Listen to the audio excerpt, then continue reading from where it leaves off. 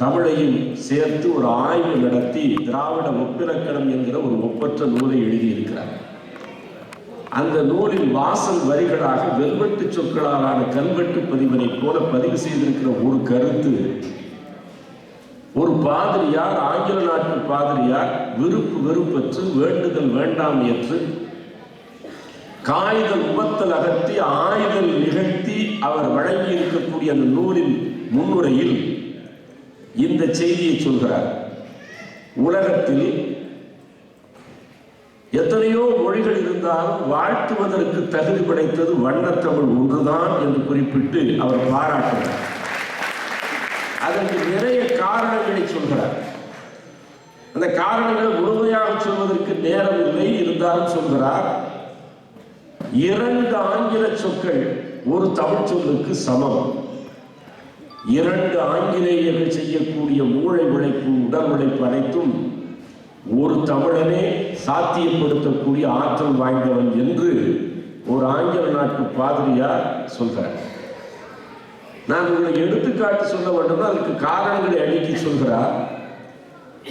இது ஏகதேசம் ஒரு நீதிமன்றத்தை போலத்தான் இந்த அமைப்பு.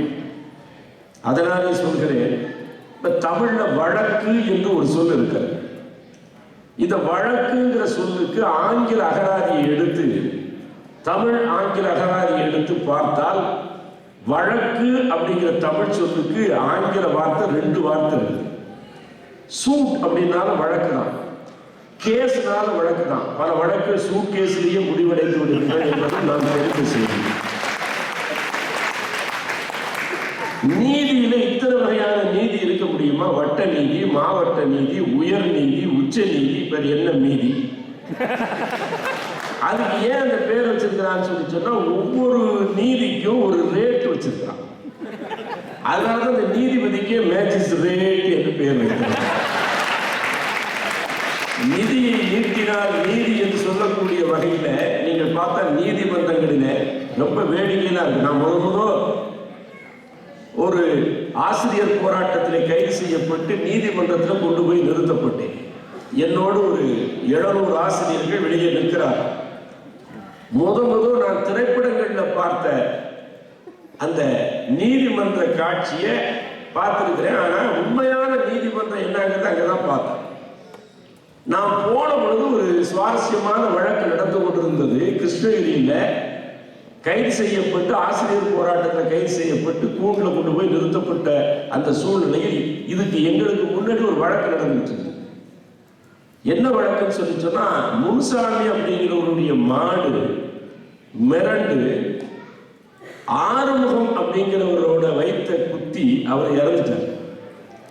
இத கண்ணாயிரம்ங்கிறவரு பார்த்திருக்கிறார். ஐ விட்னஸ்ங்கிறானா இல்லையா? கண்ணாயிரம்ங்கிறவர் பார்த்திருக்கிறார். கண்ணாயிரம்ங்கிற அந்த ஐ விட்னஸ, கண்ணால் பார்த்த சாட்சிய நீதிபதி விசாரிக்கிறார். அப்ப நீதிபதி உட்கார்ந்து இருக்கிறாரு. அது கூண்டுல, சாட்சி கூண்டுல நின்று கண்ணாயிரம் சாட்சி சொல்றாரு.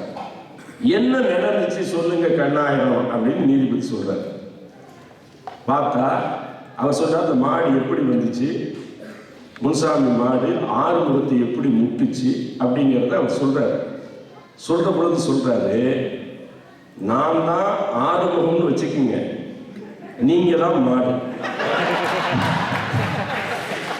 நீதிபதியை மயிலாடுன்னு தான் சொல்லுவாங்க. லாடுன்னு சொன்ன மாடுங்க. நீதிபதி எந்திரிச்சு சேம்பருக்குள்ள போயிட்டார். அந்த தூரம் சொல்றாரு, நான் தான் ஆரம்பம்னா நீங்க தான் மாடு. கோர்ட்டு கேஸையே டிஸ்மிஸ் சொல்லிட்டு உள்ள புறப்பட்டு போயிட்டார். ஆனால் வக்கீல்கள் வாதிடுகிற பொழுது பார்த்தால் நீதிமன்றத்தின் நெடிய கதவுகளுக்கு கீழ்கள் வக்கீல்கள், நீதிமன்றத்தின் நெடிய கதவுகளுக்கு கீழ்கள் வக்கீல்கள். பொதுவாக வீட்டு கதவுல உள்ள கீழ்கள்ல சத்தம் போட்டுச்சுன்னா எண்ணெய் போட்டா சத்தம் போடாம இருக்கும், எண்ணெய போட்டா சத்தம் போடாம இருக்கும். இங்க எண்ணெய் போட்டா தான் சத்தம் போடும். காசு கொடுக்கிறத தவிர்த்து எப்ப ஆளை பார்க்கறது, சில வக்கீல்களை பார்த்து யாரும் வந்தால் கோபித்துக் கொள்ள வேண்டாம், நான் மோசமான வக்கீல்களை சந்தித்தவனுங்கிறதுனால அவன் கேஸ் கட்ட கொண்டாந்து வைக்கிறான்னா கேஸ் கட்ட பார்க்கறது வச்சுட்ட பிறகு கேஸ் கட்ட பார்க்கறதுக்கு முன்னாடி அவன் ஃபேஸ் கட்ட பார்க்கறதுக்கு முன்னாடி காசு கட்ட பார்த்த பிறகுதான் கேஸ் எடுக்கிறவர்கள் இருக்கிறார். நீதிபதிகள் பல பேர் எப்படி இருக்கிறாங்கன்னா, 2 பேர் கேஸ் போடுறாங்கன்னா கண்ணால் காண்பதும் போய் காதால் கேட்பதும் போய் தீர விசாரிப்பதே மெய்மா. இவன் கையில் உள்ள பைசாவும் தீர, அவன் கையில் உள்ள பைசாவும் தீர விசாரிப்பதே மெய்மா. இப்படி தீர்க்கிறதுனால தான் அதுக்கு தீர்ப்புன்னே பேர் வச்சிருக்க இல்ல. வக்கீல் வந்து கோபமா வந்து கேட்கிறாரு, சார் இந்த கேஸ் எப்பதான் முடியும்? அவர் சொல்றாரு, என்கிட்ட கொடுத்தியா கேஸ்? எங்க அப்பாட்ட கொடுத்த. எப்படிங்க முடியும்? என் பையன் வருவான், அவன்கிட்ட கேட்டுக்கிறீங்க. ஜஸ்டிஸ் டிலைட், ஜஸ்டிஸ் டினைட் என்று சொல்வார்கள். தாமதிக்கப்பட்ட நீதி என்பது வழங்கப்படாத நீதியை ஒத்தது என்று சொல்றார். நீதிமன்றங்களில் இழுத்து இழுத்து இந்த கேஸ்ல எவ்வளவோ காலம் நடக்கிறது என்பதை நாம் பார்க்கிறோம். ஆனால் நம்ம நீதிமன்றம் குவிக் டிஸ்போசல் மாதிரி உடனடியாக ஒரு முடிவு சொல்லி விடலாம். என்றாலும் நாம் எண்ணி பார்க்க வேண்டியது, நீதிமன்றத்துக்கு போனீங்கன்னா கையில் தராசு வைத்துக் கொண்டு கண்ணை கட்டி கொண்டு, ஒரு கையில் தராசு இன்னொரு கையில் வாள், கண்ணை கட்டுக்கொண்டு ஒரு சிலை இருக்கு, நீதி தேவதையினுடைய சிலை. கண்ணை கட்டிட்டு தான், ஏன்னா வேண்டுதல் வேண்டாமையற்றவனாக நீதி தேவன் இருக்க வேண்டும். நீதி தேவதை வேண்டும், இவர் விருப்பப்பட்டவர், இவர் வேண்டியவர்னு பார்க்கக்கூடாது. அதனால கண்ணை கட்டி, எப்படி காந்தாரி கண்ணை கட்டி கொண்டார் அது மாதிரி நீதி தேவதை கண்ணை கட்டி கொண்டிருக்கிறது. ஆனால் என்ன நிகழ்கிறது என்று சொன்னால், எனக்கு ஒரு புகழ்பெற்ற கவிதை தான் நினைவுக்கு வருகிறது. காதலுக்கு கண்ணில்லை கண்ணீர் உண்டு, காதலுக்கு கண்ணில்லை கண்ணீர் உண்டு. ஆனால் நீதி தேவதைக்கு பார்த்தோம்னா, நீதி தேவதைக்கு இல்லை, காதலுக்கு கண்ணில்லை ஆனால் கண்ணீர் உண்டு, நீதி தேவதைக்கு கண் உண்டு ஆனால் கண்ணீர் இல்லை. யாரை பற்றியும் பச்சாதாப பரிதாபப்படாது. நீதிங்கிறது அப்படி இருக்க வேண்டும். திருவள்ளுவர் தான் ரொம்ப அருமையா சொன்னார், சமன் செய்து சீர்தூக்கும் கோல் போல் அமைந்து ஒருவால் கோடாமை சான்றோருக்கு அணி. முதல்ல சமன் அனுப்பணுங்கிறார். 2000 வருஷத்துக்கு முன்னாடி சமன் செய்து ஒரு தராசை வைத்து நிற்கிற பொழுது அதை சமப்படுத்தணும். இவன் வேண்டியவன் வேண்டாதவன் பார்க்கக்கூடாது. அப்படி தூக்கி பிடித்து, எங்க வாணியம்பாடில் ஒரு பழைய பேப்பர் வாங்கினவர் இருக்கிறார். அவர் வச்சிருக்கிற தராசு எவ்வளவு வச்சாலும் அவர் வைக்கிற இடையத்தான் காணும். ஏன்னா அந்த தராசு குறிமுள்ள வெல்டு பண்ணியிருக்கிறார். நீ என்ன வேணாலும் வச்சுட்டு போ, அது காற்ற குறிமுள்ளுங்கிறது அப்படித்தான் இருக்கு. ஆனால் நான் சொல்லுகிறேன், அன்பிற்குரியவர்களே, நீதி தேவதையின் தராசு முள் அரசியல்வாதிகளின் ஆட்காட்டி வரலாறு இருக்கு. அது எந்த புறம் சாய்கிறதோ நீதி அந்த புறம் சாய்கிறது. பல சமயம் அந்த புறத்தின் பக்கமே சாய்கிறது.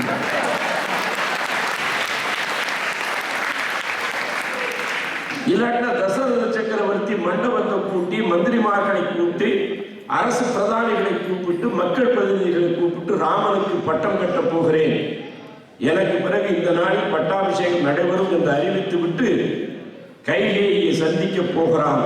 முடிவு மாறிவிடுகிறது. மண்டபத்தில் அறிவிக்கப்பட்ட முடிவால் நிறைவேற்றப்பட்டது இல்லை. ஏன்னா உள்ளதான் பொட்டு வைத்த பொதுக்குழு, சேலை கட்டிய செயற்குழு இருக்கிறது.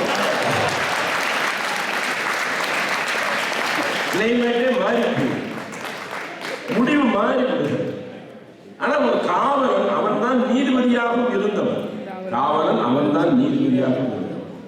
தமிழுக்கு உயர்ந்த பெருமை இருப்பதற்கு ஒரு அடையாளம் சொல்ல வேண்டும்னா உங்களுக்கு சொல்ல வேண்டும். கவியரங்கத்தில் உரையாற்றுகிற பொழுது மலர் கூட அதை நினைவுபடுத்தினார். இதாவது பரவாயில்ல, இங்க வர்றதுக்கு முன்னாடி தமிழ்நாட்டில் ஒரு பட்டிமண்டபம், அவர் தம்பி கூட வருகை தந்திருந்தார். நம்முடைய அம்பத்தூர்ல கம்பன் கழகம் பட்டிமண்டபம் நடத்தினேன். அவர் பேச ஆரம்பிக்கிறவர் என்ன பார்த்து சொல்றாரு, நல்ல தீர்ப்பு வழங்குவதில் நாட்டாமையாக நீங்கள் இருக்க வேண்டும். அப்படின்னா தீர்ப்பு சொல்லிட்டு செத்துடணும்னு. நான் சொன்னேன், நான் நாட்டாமையா இருக்கிறதுக்கு தயார், நீங்க புஷ்பம் மட்டும் கொஞ்சம் அனுப்பி வைங்க. அர்த்தம் பொருத்தம் இல்லாம. அடுத்து வந்தவன் சொல்றான், சரி அது உங்களுக்கு பிடிக்கலன்னா நீங்க நல்ல தீர்ப்போட போய் சின்ன கவுண்டரா இருக்கணும், அப்புறம் நான் ஆம்பளைக்கு போடணும், பீச்சு மழை எடுத்து சமைச்சு விடணும், நீதிபதிக்குள்ள பதவியில செய்ய வேண்டிய வேலையெல்லாம் இந்த வேலையா? பாண்டியன் நெடுஞ்செழியன் ஒரு வழக்கை விசாரிக்கிறான். விசாரிக்கிற பொழுது தவறு அவன் செய்யல. ஊர்காப்பாடலை கூவி என் தாழ் பூங்கோதை தன்கால் சிலம்பு கன்றிய கண்வன் கையராகி கொன்று அச்சிலம்பு கொணர்க. அரசவையில் ஆடல் பாடல் நிகழ்ச்சி நடக்கிறது. பக்கத்துல அரசமாதேவி இருக்கிறாள். முன் வரிசையில் உட்கார்ந்து பார்த்து கொண்டிருந்த அரசன் அவனை ஆட்டத்தை பார்க்காம பக்கத்துல கணவனையே பார்த்து கொண்டிருக்கிறார் அரசமாதேவி. அவன் ஆட்டத்தை பார்த்து கொண்டிருக்கிறான். இந்த பெண்கள் ரொம்ப நுட்பமான அறிவுள்ளவர், தப்புங்கிறத உடனே கண்டுபிடித்து விடுவார்.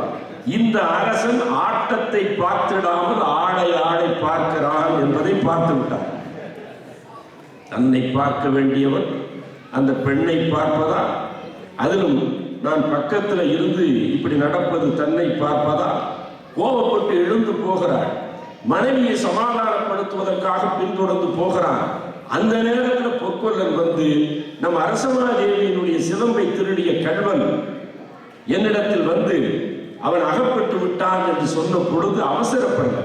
நாடு முழுக்க ஏதோ அவசரப்பட்டு கொண்டு வருகிறத கொண்டு வருகன்னு சொல்லிட்டு தான் சொல்றாங்க. இல்லை, ஊர்காப்பாடலை கூவி அங்க உள்ள ஒரு அரசன் போய் ஒரு சாதாரணமான திருட்டு கேஸ் விசாரிக்க முடியுமா? ஊர்காப்பாடல் போலீஸ் டிபார்ட்மெண்ட் ஆளுகளை கூப்பிட்டு அவங்ககிட்ட சொல்றாங்க, பாருங்க எவ்வளவு அழகான ஒரு ஜட்ஜ்மெண்ட், வழக்கே நடத்தாம ஒரு ஜட்ஜ்மெண்ட் சொல்றாங்க.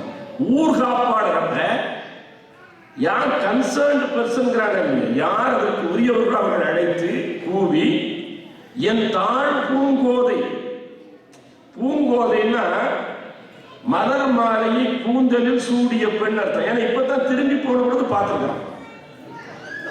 இப்ப கண்ணுல கண்ட காட்சி, அந்த அம்மா திரும்பி கோபித்து கொண்டு போகிற பொழுது பார்த்த காட்சி வந்து தாழ் பூங்கோதைங்கிறான்.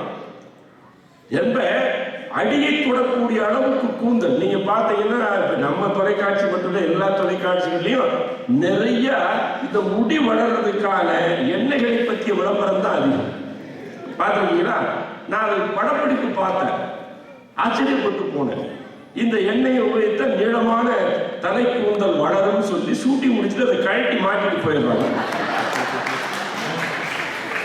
அதுதான் உள்ள நிலவரமா. இவன் தாழ் பூங்கோதை தன்கால் சிலம்பு சொல்றான். என் அரசமாதேவி இருக்கா என்னுடைய மனைவி, அவ கால் சிலம்பு கன்றிய கண்வன் கையதாகி. நீ போய் பார்க்கிற ஆளு யார்? போலீஸ் டிபார்ட்மெண்ட் சொல்ற. நீ போய் பார்க்கிற ஆளு அரசமாதேவியினுடைய சிலம்பை திருடிய கண்வன் இவனாயின் அவன் கையிலே சிலம்பு இருந்தால் கன்றிய கழ்வன் கையதாகி திருட்டு பொருள் அவன் கையில இருந்துச்சுன்னா, அவன் திருடனா இருந்தான்னா நீ வந்து அவனை கொன்று சிலம்பு கொணர்க. ஏன்னா அந்த நாட்டு சட்டம் திருடுனா கொலை தண்டனை. எவ்வளவு நல்லா இருக்கு பாருங்க. திருடுனா கொலை தண்டனை சொல்லி அனுப்பான். அவன் நாக்கு பிசகியதில்லை, காலங்காலமாக நல்ல தீர்ப்புகளையே வழங்கியவன்கிறதுனால தன் நிலை மறந்தும் கூட தவறான தீர்ப்பு வழங்கல. என் தாழ் பூங்கோதை தன்காச்சிலம்பு கன்றிய கழ்வன் கையதாகி கொன்று அச்சிலம்பு கொணர்கிறான். இப்ப எங்க சிக்கல் வந்ததுன்னு சொல்லி சொன்னா, அவங்க தப்பு பண்ணல, சரியா தான் சொன்னான். ஆனா அதை பயன்படுத்தி கொண்ட அந்த பொற்கொல்லன் 2 போலீஸ்காரரை கூட்டு போறான். ஒரு போலீஸ்காரன் கோவலனை பார்த்து அவன் கையில சிலம்பு வச்சிருக்கிறத பார்த்து சொல்றான், இலக்கண முறையில் இருந்தோன் கொலைப்படும் மகன் அல்லன். இவன் பார்த்தா நல்ல குடியிலே பிறந்தவனை போல தெரிகிறது. இலக்கண நிறம், இலக்கணம் ஒரு பண்புக்கு இலக்கணம் வாய்ந்தவனை போல தோன்றுகிறது. இவன் கொலைப்படும் மகன் அல்ல. திருடங்கிற பட்டம் கட்டி கொலை தண்டனைக்குரிய கல்வன் இவன் இல்லைன்னு ஒரு போலீஸ்காரர் சொல்றான். அந்த குறிப்பு இளங்கோவடிகள் எவ்வளவு அற்புதமா எடுத்தா, இலக்கண முறையின் இருந்தோன். போலீஸ்காரனை பார்த்து ஓடி இருந்தான்னா அவன் திருடனா இருப்பான், இவன் இருக்கிறான். இலக்கண முறையில் இருந்தோன் கொலைப்படும் மகன் சொல்ல பொழுது இன்னொரு போலீஸ்காரன் கூட போனா அவன் கல்லா கடிமகன், ரெக்ரூட், இப்பதான் வேலையில சேர்ந்திருக்கிறான். கடிமகன்னா குடிகாரன், நல்லா குடிச்சிருக்கான். குடிச்சிருக்கிற பொழுது நீங்க பாத்தீங்கன்னா அவன் நிலவரம் எப்படி இருக்கு நான் சொல்றேன்னு தேவை. மகாகவி சுப்பிரமணிய பாரதியார் அந்த மணியாச்சி ஜங்ஷன்ல, நம்முடைய திருநெல்வேலி நண்பர்கள் நிறைய பேர் இருக்கிறார்கள், மணியாச்சி ஜங்ஷன்ல மகாகவி சுப்பிரமணிய பாரதியார் ஒரு பெருங்கவிஞன் அந்த பிளாட்பாரத்தில் விழுந்து உருள்றார். கூட வந்தவர்களெல்லாம் பெரிய கவிஞர், புழுதிப்படும்படியாக உடைகள் மாசடையும்படியாக கீழே விழுந்து பிளாட்பாரத்தில் உருள்கிறாரே பார்த்து, என்ன கவிஞரை இங்கே உருண்டு கொண்டு இருக்கிறீர்கள். வீர வாஞ்சிநாதன் இருக்கிறாங்க. ஆஷ் துரை என்கிற ஒரு கொடுமையான ஆங்கில ஆட்சித்தலைவர், மாவட்ட ஆட்சித்தலைவர், மிக கொடுமைகள் செய்த அந்த ஆங்கிலேய வெறி பிடித்தவனை சுட்டுக் கொன்றான். வாஞ்சிநாதன் அவன் பாதம் படிந்த புனித பூமி இது என்கிற காரணத்தினாலே, இது தூசி இல்லை, என் உடம்பு முழுக்க திருநீர் பூசிக்கொள்கிறேன் என்று சொன்னார். நான் சுவைக்காக நிறுத்துகிறேன். எல்லாவற்றையும் சுட்டால் ஆஷ் வரும். இவன் ஆஷையே சுட்டான். சாம்பல் தானே, எல்லாவற்றையும் சுட்டால் ஆஷ் வரும். இவன் ஆசையே சுட்டான். அப்ப பாரதியார் உருள்றதை பார்த்துட்டு, அந்த தூசி கூட புனிதமானது, ஒரு தியாகியினுடைய பாதங்கள் பதிந்த இடம். இப்ப கூட நம்ம நாட்டில் பல பேர் உருள்றோம். பாரதியார் உள்ளதுக்காக நாட்டு பற்று, இவன் உள்ளதுக்காக நாட்டு சரக்கு. அதுவும் உருள். ஆனாலும் கூட இலக்கண முறையில் இருந்தோம் கொலைப்படும் மகன் ஒரு போலீஸ்காரர் சொல்றான். கல்லாக்கழிவு குடிச்சிருக்கிற ஒருத்தர் நேர வாழ வெட்டி கொள்ளுகிறான். அப்ப டிபார்ட்மெண்ட்ல ஒரு குறிப்பிட்ட துறையில் செய்த தவறே தவிர அரசன் வழுவியும் ஒரு தவறு செய்யல. இருந்தாலும் அந்த பிழையை தன்மீது ஏற்றுக்கொண்டு என்ன சொல்றார் தீர்ப்பு கடைசியில, பொன் செய் கொல்லன் தன் சொல் கேட்ட யானோ அரசன் யானே கல்வன். எவ்வளவு அழகா சொல்றாரு பாருங்க. இந்த கேஸ், இந்த திருடங்கிறத சொன்னவன் யார்? பொற்கொல்லன். பொற்கொல்லன் சொல்லாம பொன் செய் கொல்லன்கிறான். பொன் செய் கொல்லன்னா என்ன பொருள்னா, தங்கத்துல நேரடியா நகை செய்ய முடியாது, அதுல செம்பு கலந்தாத்தான் நகை செய்ய முடியும். தூய்மையான தங்கத்திலேயே செம்பு கலக்கக்கூடிய, கலப்படம் செய்யக்கூடியது இயல்பாக செய்யக்கூடியவன் சொன்ன வார்த்தையில் உண்மையோடு பொய்யும் சேர்ந்திருக்கும் என்று நான் அனுமானிக்க தவறிவிட்டேனே என்கிற காரணத்தினாலே தனக்கு தானே தண்டனை விதிக்கிறான். ஒரு தீர்ப்பு சொல்ல, யானோ அரசன். எவ்வளவு மானசம் பாருங்க, தான் தவறு செய்யல. யானே கல்வன், நான் அரசன் கிடையாது. தென்முறைகாட் அந்த சட்டம் ஒழுங்கு என்பதில் பிழைத்தது என்று சொல்கிறார். இந்த இடத்துல கவனிக்க வேண்டிய அம்சம், தமிழினுடைய உச்சபட்ச சிறப்பு என்னன்னா, யானோ அரசன், ஞான அரசன் இல்லை என்பது சரி. யானே கல்வன், அந்த அரசன் சொல்ற நான் தான் திருடன், நான் தான் திருடன். கண்ணதாசன் எழுதுவார் பாசம்ங்கிற திரைப்படத்தில், எம்ஜிஆர் படத்துல அந்த நடனக்கார பெண்மணியாக வரக்கூடிய சரோஜா தேவி ஒரு வண்டியில பாடிட்டு வர்ற மாதிரி ஒரு பாட்டு கேட்டுக்கலாம். பழைய பாட்டு கேட்கிற பெருமக்கள் இருக்கிறீர்கள். ஜல் ஜல் ஜல் என்னும் சலங்கை ஒளி அப்படின்னு பாட்டு. அது வந்தா கேளுங்க, எவ்வளவு நுட்பமா கவிஞர் எழுதியிருக்கிறார்னா, இந்த அம்மா அந்த வண்டியில போகுது, எம்ஜிஆர் திருடன், அவரை சார்ந்த ஆட்களெல்லாம் அடிச்சு கொள்ளையடிக்கிறதுக்கு இந்த வண்டியே போகும். இவர் போய் இந்த கொள்ளைக்காரெல்லாம் அடிச்சு அந்த அம்மா நடன பெண்மணி சரோஜாவினுடைய பொருட்கள்லாம் திருப்பி வண்டியில கொண்டாந்து வச்சு அனுப்புறாரு. பார்த்த மாத்திரத்திலேயே அன்பு உள்ளத்திலே பிறந்து விட்டது. அப்ப பாடுற பாட்டை அதை பாடி இருக்கிறார். அவன்தான் திருடன் என்றிருந்தேன், அவனை நானே திருடி கொண்டேன். எது பெரிய திருடுனா, திருடன்ட்டையே திருடுறதா பெரிய திருடு. போலீஸ்காரன்ட்டே சில பேர் திருடுவான் பாருங்க. அது பெரிய திருட்டு. அவன் தான் திருடன் என்றிருந்தேன், அவனை நானே திருடிக் கொண்டேன். அதுல கூட அழகில்லை. இந்த பெண் திரும்ப அவரை பார்க்க விரும்புறார். என்ன சொல்றா பாருங்க, பெண் வெளிப்படையா சொல்ல மாட்டார் இல்லையா? அவன் தான் திருடன் என்றிருந்தேன், அவனை நானே திருடிக் கொண்டேன், முதல் முதல் திருடிய காரணத்தால் முழுசாய் திருட மறந்துவிட்டேன். ரொம்ப ரெகுலரான திருடன்னா அப்படியே திருப்பி போடுவான். இவன் இப்பதான் ஃபர்ஸ்ட் தெஃப்ட், முதல் திருட்டுங்கிறதுனால முதல் திருடிய காரணத்தால் முழுசாய் திருட மறந்து விட்டேன். என் கையில மட்டும் ஆட்சி இருந்தால் நோபல் பரிசு கவியரசு கண்ணதாசன் அவர்களுக்கு கொடுத்தார். ஒரு நுட்பமான ஒரு செய்தியை அவன் அழகா சொல்றான். யார் திருடன்னா, யானோ அரசன் யானே கள்வன்.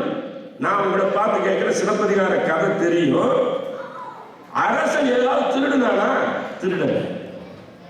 அரசன் போய் கோவலன் தேவி கண்ணகியினுடைய சிலம்ப திருடுனானா? இல்ல.